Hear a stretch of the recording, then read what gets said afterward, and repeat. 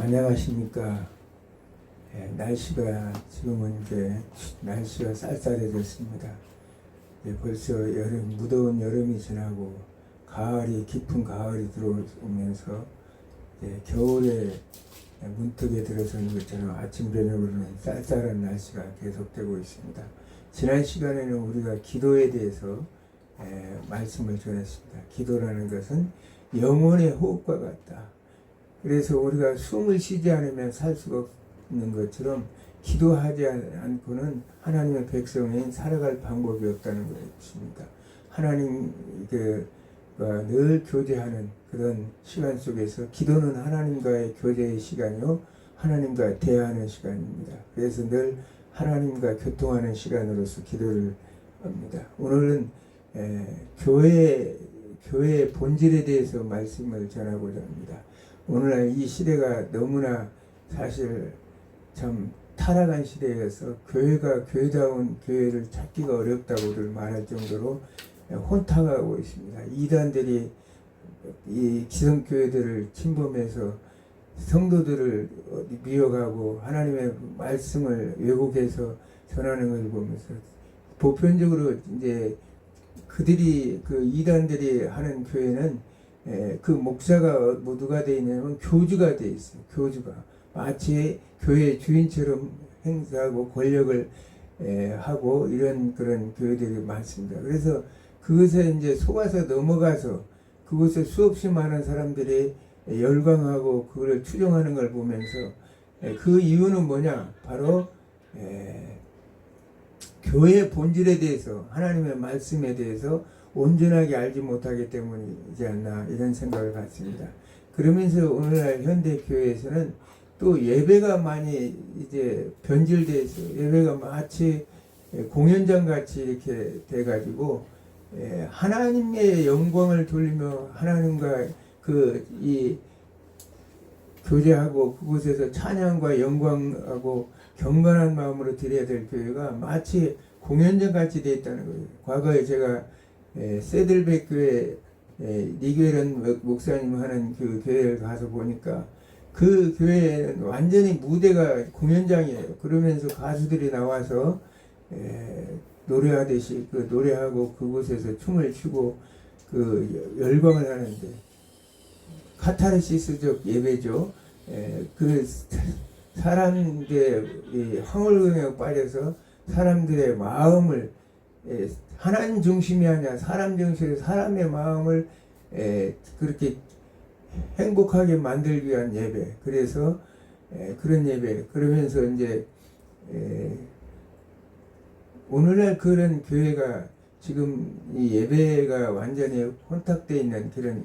그래서 이제 제가 이제 아는 그 같이 홍보를 미국 가서 홍보했던 목사님들이 그 목사님도 대형교회 목사님인데 내가 그때도 그 얘기를 했어요. 도대체 예배가 그 교회는 왜 그렇게 공연하듯이 하느냐 그랬더니 그 목사님 하는 말이 사람 숫자만 많이 모이면 됐지 그게 무슨 이제 문제가 되겠느냐고 해서 한번 그것 때문에 이제 다툰 적도 있는데 그것은 교회를 잘못 이해하기 때문이다 사실이에요.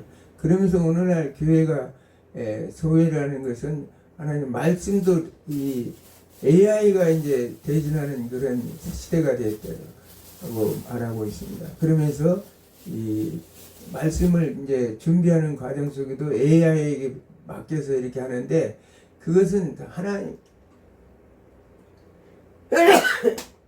말씀은 성령님과의 교통 속에서 성령의 충만한 그 은혜 속에서 성령이 주시는 지혜를 통해서 말씀을 준비해야 되는데 그 AI에 의해서 문장만 화려하고 그래서 아주 그렇게 지식적인 그런 말씀을 전하는데 그것에 어떻게 교회의 본질적인 하나님의 임재가 있고 하나님과의 교통이 있고 사귐이 있겠습니까?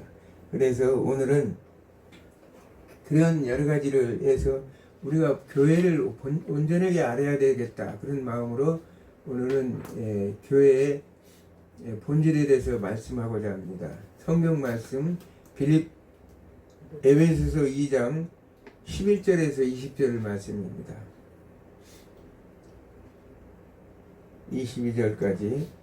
2절씩 교도갑니다. 그러므로 생각하라. 너희는 그때 육체는 이방인이요 손으로 육체에 행한 할례를 받는 무리라. 칭하는 자들로부터 할례를 받지 않은 무리의 칭함을 받는 자들이라. 그때 너희는 그리스도 밖에 있었고 이스라엘 나라 밖의 사람이라. 약속의 언약들에 대하여는 외인이요 세상에서 소망이 없고 하나님도 없는 자이더니 이제는 전에 멀리 있던 너희가 그리스도 예수 안에서 그리스도의 피로 가까워졌느니라. 그런 우리의 합평이신지라. 둘로 하나를 만드사 온수된 것 곧 중간에 막힌 담을 자기 육체로 허시고 법조문으로 된 계명의 율법을 폐하셨으니 이는 둘로 자기 안에서 한 세 사람을 지어 화평하게 하시고 또 십자가로 이 둘을 한 몸으로 하나님과 화목하게 하려 하심이라.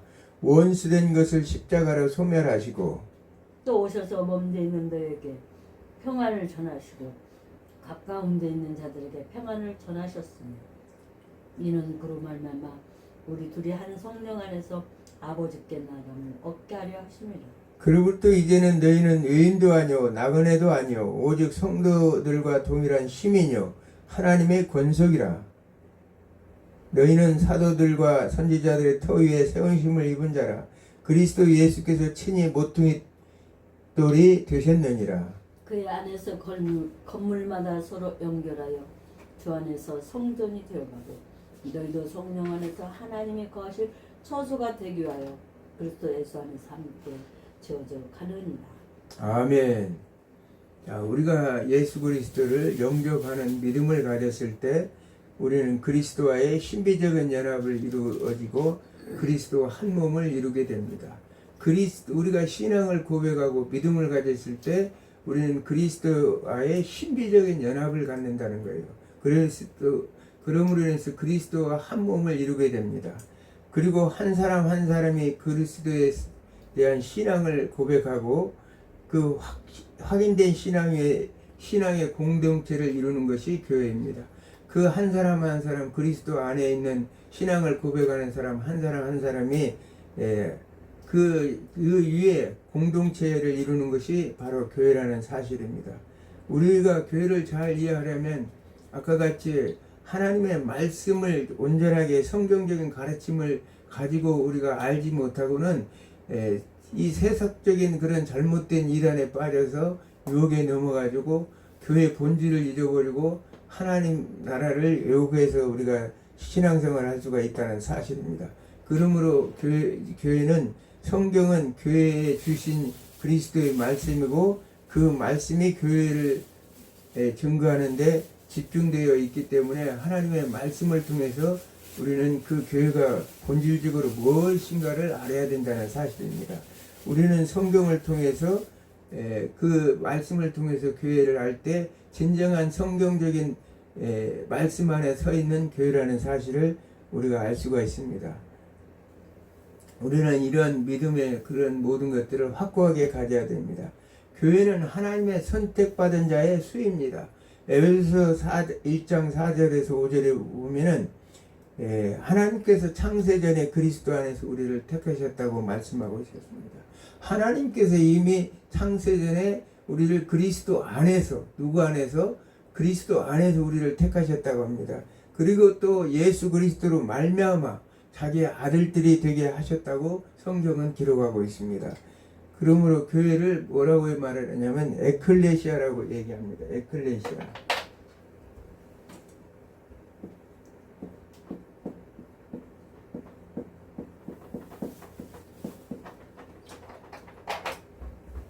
뭐뭐로부터 부름을 받은 자들의 모임이다 이렇게 말하죠. 뭐뭐로부터 어디로부터요? 세상으로부터 부르심을 받은 자들의 모임이다. 그러면서 그리스도 안으로 어디로? 그리스도 안으로 부르심을 받았다는 것입니다. 세상으로부터 이걸 from 그리스도 안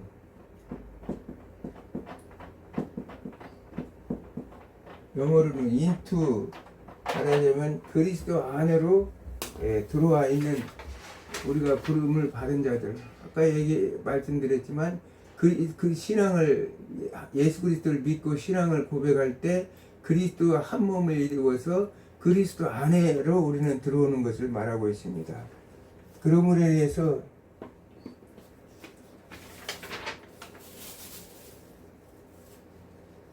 우리는 그 교회를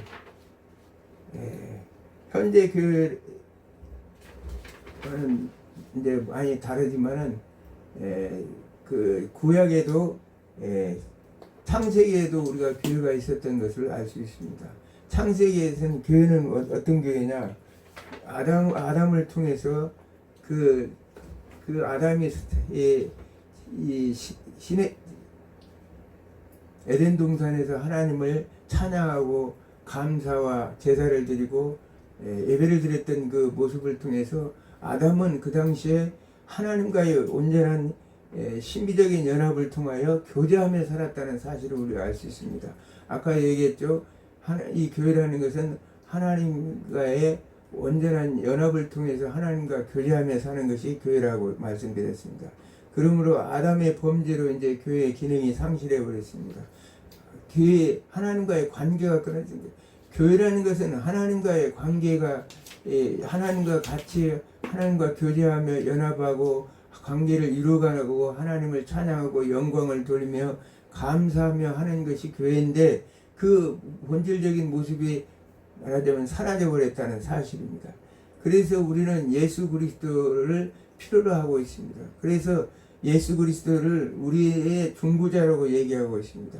그리스도는 세 가지의 중보직을 감당하고 있는데 첫째는 창조 중보직을 감당하고 있다는 사실이에요. 성부 하나님이 창조에 직접 참여하시고 그리스도가 성부 하나님의 창조에 참여하셔서 온 세상을 창조하셨다는 사실을 알 수 있습니다. 세상 우주 만물을 창조하실 때 예수 그리스도께서 창조의 그 중보적 역할을 감당했다는 사실이에요. 두 번째는 구속 중보직입니다.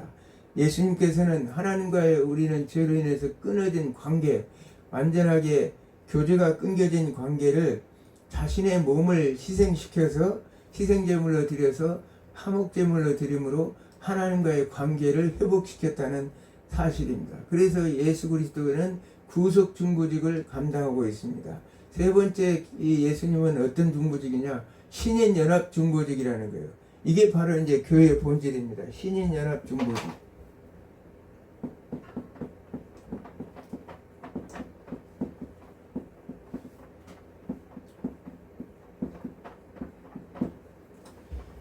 하나님과 우리 인간 간의 그것이 연합할 수 있도록 하시는 분이 바로 예수 그리스도라는 사실이에요. 그러므로 인해서 지금도 하나님 보좌 우편에 계시면서 우리를 중보 기도하고 계시죠. 그 예수님의 그 역할은 교회의 본질은 그리스도의 신인 연합 중보직을 담당하는 것입니다. 즉 하나님과 함께 연합하고 교제하며 살도록 하는 중보직이라는 거예요. 칼빈은 구원은 하나님의 교제 관계의 회복이라고 이렇게 말하고 있습니다. 칼빈은 구원이라는 것은 하나님의 교제 관계의 회복이다. 그래서 하나님의 존재에 우리가 참여해서 우리가 하나님의 형상을 회복하는 것입니다. 하나님의 형상을 회복한다는 것은 우리가 신의 성품에 참여해서 하나님과의 온전한 하나님의 본질에 참여하는 것이죠.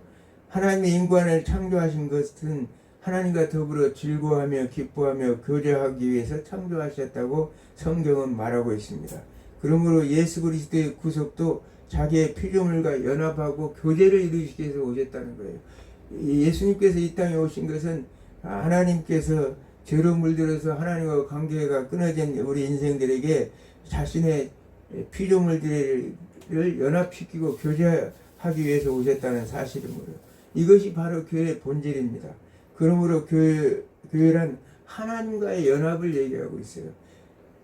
또한 그리스도의 신비적인 연합인 것입니다. 이 연합은 창조 때부터 지금까지 계속돼서 이어지고 있습니다. 구약에서도 하나님의 연합은 계속되어 있어요. 그 구약에서 우리가 알다시피 신약에서만 하나님의 교회가 있었던 것이 아니라 이미 구약 시대에도 하나님의 이런 신비적인 연합은 계속되었다는 사실이에요. 그래서 히브리서 11장 24절에 25절 보면 믿음으로 모세는 장성하여 바로 공주의 아들이라 칭함을 거절하고 도리어 하나님의 백성과 함께 고난받기를 잠시 죄악의 낙을 누리는 것보다 더 좋아하고 그리스도를 위하여 받는 능력을 애굽의 모든 보화보다 더 큰 재물로 여겼으니 이는 상조심을 바라보니라. 모세가 그 고난받은 것은 그리스도를 위해서 그가 어떤 세상적인 애굽에 누리는 어떤 금은 보화보다도 더 예수 그리스도를 위한 능력을 더 귀하게 여겼다고 이렇게 말합니다. 그것은 이는 상조심을 받음이라. 그 부분에서 구약에도 이 예수 그리스도의 신비적인 연합이 이루어졌다는 것을 우리가 알 수 있죠. 베드로전서 1장 10절에서 12절에는 이 구원에 대하여 너희가 이 말 은혜를 예언하던 선지자들이 연구하여 부지런히 살펴서 구약의 모든 선지서들을 보면 그들이 말하고자 하는 근본 내용은 이 성령 하나님 자기 속에 그리스도의 영이 그 받으실 고난과 후에 얻으실 영광을 미리 증거하여 어느 시 어느 때를 지시하는지 상고하니라고 말씀하고 있습니다. 그리스도의 영이 누구예요? 성령 하나님이죠. 성령 하나님의 역사 속에서 이미 그 성령이 말씀만 계시하는 그 구약의 모든 선지서들의 말씀 속에서는 그 모든 그리스도의 영광과 고난의 모든 것들을 계시하고 있다는 사실이에요. 그러므로 인해서 구약의 교회도 구약에서도 이 그리스도의 신비적인 연합을 이루고 있다고 우리는 알 수가 있습니다. 하나님과의 온전한 교제, 하나님께서는 늘 항상 하나님의 백성들과 함께 교제하고 그 교제 속에서 그리스도와의 연합을 통해서 신비적인 연합을 통해서 하나님과의 온전한 교제를 이루기를 원했던 것입니다. 그러면 구약교회와 신약교회의 차이는 무엇입니까? 구약교회는 광야교회였어요. 그래서 아직 정착되지 않은 교회입니다. 신비적인 연합은 이루어져 있었지만 우리들처럼 그런 구약의 속에서는 아직 하나님 나라에 대해서 교회에 대한 그 맛보기를 조금만 맛봤다는 사실이에요. 맛이 무엇인지를 몰랐다는 사실입니다. 영적인 삶이 무엇인지 그리스도의 관계를 모르고 살았던 시대가 바로 구약 시대입니다. 하나님의 계시가 시간 속에서 아직 밝혀지지 않았기 때문입니다. 왜냐하면 계시의 점진성이라고 그랬죠. 계시라는 것은 점점 계시가 밝아지고 이제 신약 시대에 와서야 예수님이 이 땅에 오셔서 예수님께서 계시하고자 하는 하나님 나라 교회라는 그 본질적인 것들을 우리는 눈으로 경험하고 알 수 있었다는 사실이에요. 신약 교회에서는 사도 바울이 말한 그리스도 안에서 모세가 말한 구약의 수건이 벗겨졌다고 고린도후서 3장 13절에서 18절에 말하고 있습니다. 구약의 이 말은 뭐냐? 구약의 출애굽 34장에 모세가 하나님 시내산에서 하나님 영광의 하나님 얼굴을 본 이후에 그가 내려와서 백성들 앞에 섰을 때 너무나 얼굴이 광채가 나고 빛이 나기 때문에 이 백성들이 두려워했다는 거예요. 그래서 모세가 수건으로 얼굴을 가리고 백성들에게 더하다가 나중에 이제 모세가 결국은 신의 하나님을 만나러 갈 때는 그때는 이제 수건을 벗고 하나님과 대면했던 모습을 우리가 알 수 있습니다. 내려와서 백성들 그러나 그들이 하나님에 대해서 알지 못해 아직 죄로 인해서 그들이 하나님을 알지 못했기 때문에 그랬다는 사실. 그러나 신약 시대 와서는 이제 고린도에서 후서 3장 15절에 보면 오늘까지 모세의 글을 읽을 때 수건이 그 마음을 덮었도다. 그러나 언제든지 주글에 돌아가면 그 수건이 벗겨지리라. 하나님 말씀의 안에서 계시하고 있는 그것을 그들은 구약 시대는 알지 못했지만 이제 그 말씀을 통해서 우리는 그것을 깨닫고 하나님을 만나는 그런 역사가 있도록 그래서 이제 하나님을 대면하는 존재가 되었다고 성경은 말하고 있습니다. 구약의 수건이 벗겨졌다는 거예요. 신약 시대는. 그래서 수건이 벗겨졌다는 것은 모세처럼 우리도 하나님과 대면해서 오늘 우리 안에 내주하시는 성령의 역사를 통해서 우리는 하나님과 그리스도와의 신비적인 연합을 통해서 우리는 온전한 하나님을 만날 수 있는 것이죠. 그래서 신약의 교회는 성령님과의 연합입니다. 성령님께서 그리스도를 우리에게 연합시켜 준다는 사실이에요. 성령님은 그리스도와 사는 것을 즐겨 하십니다. 예수 이름으로 기도하고 예수 이름을 높이는 것을 성령님은 기뻐하신다는 사실이에요. 그래서 에베소서 2장 21절에 22절을 보면 그 안에서 건물마다 서로 연결하여 주 안에서 성전이 되어가고 너희도 성령 안에서 하나님의 거하실 처소가 되기 위하여 예수 안에서 함께 젖어가느니라. 교회라는 것은 우리 몸을 교회를 우리 그리스도의 몸이라고 그러죠. 마치 건물 안에서 성전이 되어져 가는 것처럼 성령 안에서 성령과 함께 성령과 함께 예수님의 함께 이렇게 젖어 간다는 거예요. 성령 안에서. 그러므로 교회는 성령님의 신비적인 연합을 통해서 그리스도의 신비적인 몸으로 연합됨을 의미하고 있습니다. 여기서 말하는 신비라는 것은 헬라어로 미스테리온이라고 말해요. 영어로는 미스터리라고 이렇게 얘기하죠. 그것을 에베소 3장 4절에서는 곧 계시로 내게 비밀을 알게 하신 것은 내가 이미 대강 기록함과 같으니 이것을 읽으면 그리스도의 비밀을 내가 깨달은 것을 너희가 알 수 있느니라. 우리가 하나님의 말씀을 읽을 때 하나님의 신비적인 그 감추었던 모든 계시의 비밀을 알게 되고 우리는 깨달아서 알게 된다는 사실이에요. 그러므로 우리는 이 신비적인 비밀을 알므로 해서 교회가 어떻게 그리스도의 몸으로 살아갈 것을 아는 것입니다. 구약 성경, 그것은 성경 말씀, 계시를 통해서 알 수 있다는 사실이에요. 우리는 하나님의 말씀을 통해서 우리가 교회의 본질을 알려면 하나님의 말씀을 통해서 교회가 가르치고 있는 것이 무엇인지를 그 말씀을 통해 알아야지 오늘날 이단들처럼 자기 마음대로 성경을 해석하고 자기 주장대로 하나님의 말씀을 이렇게 전해서는 안 된다는 사실을 우리가 알 수 있습니다. 그러면 그 연합은 무엇을 의미하는 것입니까? 칼빈은 연합을 신비적인 교제라고 이렇게 말하고 있습니다. 그리스도와의 우리 교회는 하나님과의 교제와 연합인데 연합된 공동체인데 그 연합은 뭐냐? 하나님의 신비적인 교제라고 이렇게 말하고 있습니다. 영어로는 하나님의 존재로 참여합니다. 영어로는 교회로는 이미 하나님의 존재로 참여한다. 우리는 영적인 하나님께서 우리 안에 계시는 성령의 안에서 우리의 영은 하나님과의 신비적인 연합을 통해서 하나님의 존재로 이 존재라는 말은 영원히 변하지 않고 그대로 가만히 있는 것을 존재라고 얘기합니다. 그러나 우리의 육신은 피조물로 남아서 우리는 변화될 수밖에 없다는 사실을 성경은 이렇게 말하고 있습니다.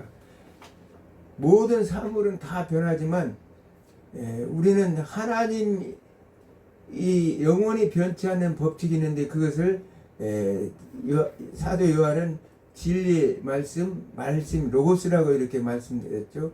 로고스 우주만물의 질서와 법칙 이건 영원히 불변한 거예요. 우리는 예수 그리스도를 믿고 신비적인 연합을 통해서 하나님과의 연합을 통할 때 우리의 존재는 어떻게 영원히 변치 않는 그 존재는 어떠느냐? 저 영원한 하나님 나라 이르기까지 새하늘 새 땅 이르기까지 그는 변치 않고 존재해서 나간다고 이렇게 말하고 있는 것입니다. 신약교회의 특성은 성부 하나님의 자녀가 되는 것입니다. 요한복음 1장 12절에 말씀하는 것처럼 영접하는 자 곧 그 이름을 믿는 자들에겐 하나님의 자녀가 되는 권세를 주셨으니 성부 하나님을 말할 때 우리는 아버지라는 구성 요소를 강조하고 있습니다. 신약에서는 아버지를 강조하시므로 예수님은 신약의 백성들에게 특별한 은총을 베풀어 주셨습니다. 그것은 뭡니까? 예수님께서 아버지께 하신 특이한 인간의 존엄성을 우리에게 높여줬는데 뭐라고 했느냐? 우리가 아빠라고 부를 수 있게 해주셨다는 거예요. 로마서 8장 15절에 보면 너희는 다시 무수한 종의 영을 받지 아니하였고 양자의 영을 받았으므로 아바 아버지라고 부르니라. 이렇게 아빠라고 부를 수 있는 자가 구원받은 것을 확신할 수 있는 거예요. 교회라는 것은 아버지와 자녀들 자녀들은 우리는 하나님을 아버지라고 부릅니다. 아버지 하나님 이렇게 부르는데 종들은 죄의 종들은 하나님을 아버지라고 부를 수 없어요. 이 정말 엄청난 우리 주님께서는 우리에게 특권을 부여해 주신 거죠. 교회는 하나님을 아버지로 둔 공동체지 자기 목사 자신이 마치 아버지 자리에 앉아서 아버지의 흉내를 내고 그게 교회가 아니라는 사실이에요. 마치 거대한 조직의 재벌 총재 행사하듯이 그렇게 해서 교회를 좌우지시하는 곳이 교회가 아니라 아버지를 둔 공동체로서 아버지와의 관계 속에서 우리는 그러므로 신약의 교회는 하나님의 권속들입니다. 에베소 2장 18절에서 19절 보니까 이는 저로 말미암아 우리 둘이 한 성령 안에서 아버지께 나아감을 얻게 하려 하심이라. 그러므로 이제부터는 너희가 외인도 아니요 손도 아니요 오직 성도들과 동일한 시민요 하나님의 권속이라. 권속은 뭘 말합니까? 하나님의 자녀, 하나님의 가족이라는 것을 말하죠. 그래서 그 가족이기 때문에 우리는 하나님을 아버지라고 부를 수 있는, 아빠라고 부를 수 있는 것입니다. 그러나 구약에서는 찾아볼 수가 없었어요. 왜 그러냐면 이제 여호와 하나님을, 야훼 하나님을 이 두려워해서 부를 수가 없어서 그들은 이제 아도나이라고 이렇게 얘기해요. 주님, 주여 이렇게 해서 아도나이 이렇게 불렀다는 거예요. 하나님을 아버지라고 부르지 않고 아도나이, 주님 이렇게 불러요. 그래서 우리가 잘 비근한 예로 그 구약에는 성전과 지성소로 구분되어 있죠. 그래서 대제사장의 대속죄일, 우리가 유대인의 절기로 7월 10일 날 대속죄일에는 1년에 딱 한 번 그 대제사장이 그 성전에 들어갑니다. 아버지를 대면하기 위해서, 하나님을 대면하기 위해서 딱 대면해서 들어가는데 그 상태 속에서 그런데 그 옷에는 뭘 달고 가냐? 밧줄을 달고 이렇게 쭉 가는데 밖에서는 사람들이 방울을 달아놨어요.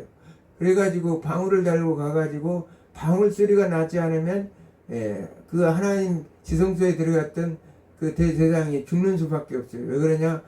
하나님 앞에 하나님 전전에서 하나님을 대면하고 하나님 앞에 이 불순하고 경건치 못했을 때 하나님께서 결국은 그 대제사장을 사망을 해서 죽을 수밖에 없는 상태로 해요. 그건 가족관계가 아니죠. 그만큼 우리는 언제 어느 때나 우리는 하나님을 아버지 이렇게 부르죠. 그럴 때 하나님 뭐라 그러냐? 오냐?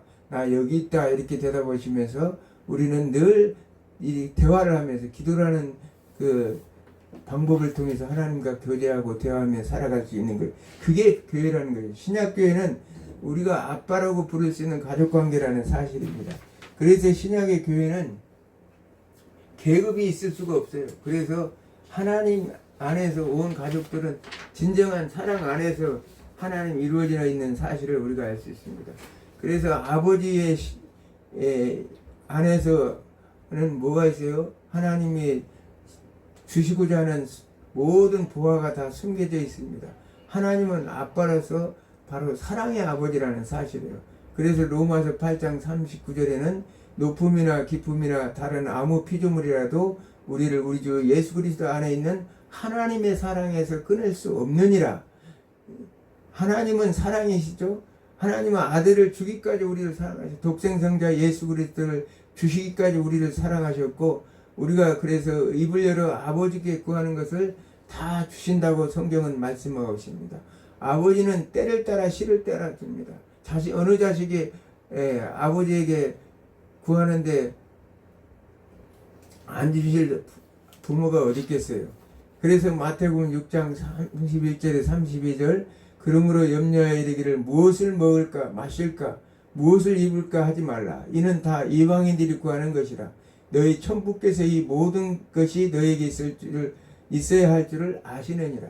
하나님께서는 우리의 아버지이시기도 가족 공동체이기 때문에 아버지께서 여호와의 이름은 뭘 말합니까? 그 자녀들을 모든 생사를 하나님 그 아버지께서 책임져 주시는 분이라는 사실이에요. 먹고 마시고 하는 모든 것들을 하나님 그렇다고 해서 지난번 에스겔 36장 37절의 말씀처럼 그래도 너희들의 그런 모습들을 기도해야 된다. 내가 다 알아서 해주지만 그래도 너희들이 기도해야 된다고 제가 말씀드린 거 지난 시간에 말씀드렸습니다. 우리는 그래서 기도라는 걸 하더라도 지난 시간에 알레아드니 요술램프처럼 아버지 그냥 요술램프만 문지르면은 그 램프에 그 시종이 나와서 그 소원을 다 들어주는 건 아니지만 하나님의 뜻대로, 그래서 지난번 기도에 대해서 말씀드렸지만 아버지의 뜻대로 기도를 해야 되더라고요. 말씀에 준해서 예수님께서 그 모든 말씀을 잘 가르쳐 주셨죠. 우리가 기도를 하더라도 하나님께서 그 모든 것들을 잘 하나님의 뜻에 안에서 하나님의 합당한 기도를 해야 된다고 제가 말씀드렸습니다. 교회는 가족이라는 개념이 없으면 갈등이 있어요. 교회 안에서도 오늘날 현대교회에서 가족 개념이 아니라 서로 경쟁하고 이런 관계 속에서 이런 문제가 발생하면 안 된다는 거예요. 교회는 그리스도의 몸이기 때문에 가족과 관계에서 몸이 지체의 어느 부분이 불필요하다고 보고 연약하다고 해서 무시하고 그럴 수 있습니까? 우리가 신체의 어떤 한 부분만 연약해도 얼마나 우리는 힘듭니까? 그런데도 그것처럼 교회 안에서는 조금 이따가 연락 주세요. 지금 유튜브 찍으니까. 교회 안에서는 얘기했어. 가족 관계에서 서로 높고 낮음이 없어요. 계급이 없어요. 교회 안에서는 신분은 있어요. 왜냐하면 직분은 아저씨. 교회 안에서는 직분이 있는 것이지 계급이 있을 수가 없다는 사실이에요. 참 말씀 전하려고 마귀 역사가 심하네요. 어쨌든 참 하나님의 말씀을 전할 때 모든 것이 다 준비해야 돼야 하는. 그래서 교회는 시끄럽게 아까 얘기했대로 공연장 하듯이 예배를 드리는 게 아니라 정말 하나님의 말씀에 귀를 기울이고 은혜 속에서 우리가 충만한 가운데 하나님 앞에 나아가야 되는 것입니다. 십자가의 사건은 우리를 성령의 전으로 될 수 있게 하셨습니다. 예수 그리스도의 죽으심과 부활을 통해서 우리는 주님과 함께 신비적인 연합을 통해 살아갈 수 있도록 하셨다는 사실입니다. 그러므로 우리는 하나님의 자녀로서 교회는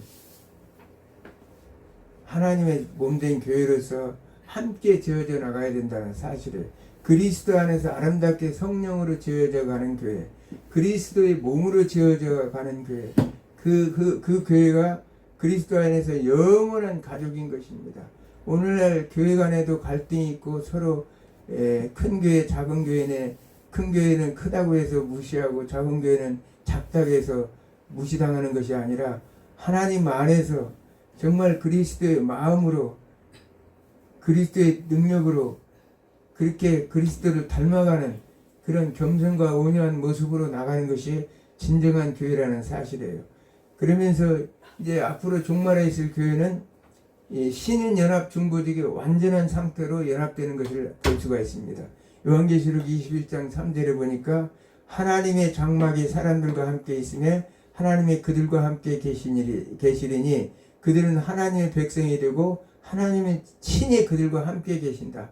친히 그들과 함께 계신다는 건 이제 앞으로 있을 새하늘 새 땅에서 하나님께서 임재해서 그들과 함께 거하신다는 말씀이죠. 그러면서 4절에 보니까 모든 눈물을 그 눈에서 닦아주시니 다시는 사망이 없고 애통하는 것이나 곡하는 것이나 아픈 것이 다시 있지 아니하리니 처음 것들이 다 지나갔습니다. 우리는 그리스도 안에서 온전한 연합을 이루기 때문에 완성된 신비적인 연합이기 때문에 우리는 에덴 동산의 아담과 하와가 하나님과 교제했던 그보다 더 거기에는 죄가 없는 곳이기 때문에 유혹당할 일도 없고 눈물도 여기서는 고통도 사망도 없는 그런 완전한 신비적인 연합을 통해서 이루어지는 교회가 이루어진다고 말씀하고 있습니다. 우리는 처음 창조되었던 그 모습으로 우리가 죄가 없었던 그 모습으로 다시 에덴 동산 아담과 하와처럼 그래서 하나님 나라를 완전한 하나님의 진정한 교회를 완성된 교회를 이루며 살 수 있다는 사실을 성경은 우리에게 가르치고 있습니다. 말씀을 맺습니다. 교회는 신비적인 연합의 삼일째 하나님과의 신비적인 연합인 것입니다. 하나님 신비적인 우리는 그래서 하나님의 우리 교회 안에서 성부와 성자 성령 하나님이 함께 연합해서 함께 교제하며 하나님의 말씀 안에서 그걸 순종하고 감사하고 찬송하고 예배하고 영광을 돌리는 곳이 바로 교회입니다. 그러면서 하나님 자녀들이 모이는 것은 하나님의 권속들입니다. 우리는 하나님의 자녀 아버지라고 부를 수 있는 그런 교회 공동체. 그래서 차별이 없죠. 단지 직분만 있을 뿐이지 우리가 봉사할 수 있는 직분만 있을 목사이기 때문에 권력을 가지고 있는 것이고 장로이기 때문에 권력을 가지고 있는 것이 아니라 하나님 안에서 서로가 사랑의 공동체라는 사실을 우리가 알 수 있습니다. 우리는 새하늘 새 땅이 하나님 나라가 완성되는 날까지 우리는 이 교회를 통해서 함께 이루어나가야 됩니다. 한국교회가 앞으로도 더욱더 말씀 안에서 하나님 나라의 본질을 제대로 알고 교회의 본질을 제대로 알고 교만하지 않고 정말 우리 성도들도 그런 사탄의 이단들의 그런 미혹에 넘어가지 말고 그 이상한 말씀에 온전한 그 말씀도 아닌 그 교리를 가지고 나와서 자기들 주장을 하는데 그런 거 미혹되지 말고 오로지 교회의 본질은 어디서 찾을 수 있느냐? 성경 말씀에서 찾아야 된다는 거예요. 성경 말씀을 우리는 늘 읽고 깨닫고 성령께서 주시는 지혜를 통해서 진정한 교회의 본질을 찾고 하나님 나라의 백성으로서 하나님의 거할 가족 공동체로서 살아가야 된다는 사실을 알 수 있습니다. 한 주간도 날씨가 점점 쌀쌀해지는데 건강관리 잘 하시고 여러분의 삶이 그리스도 안에서 완전한 신비적인 연합을 통하여 여러분들의 마음속에 부르짖고 기도하는 모든 일이 하나님의 뜻 안에서 형통하게 이루어지기를 주님으로 축원합니다. 아멘. 기도합니다.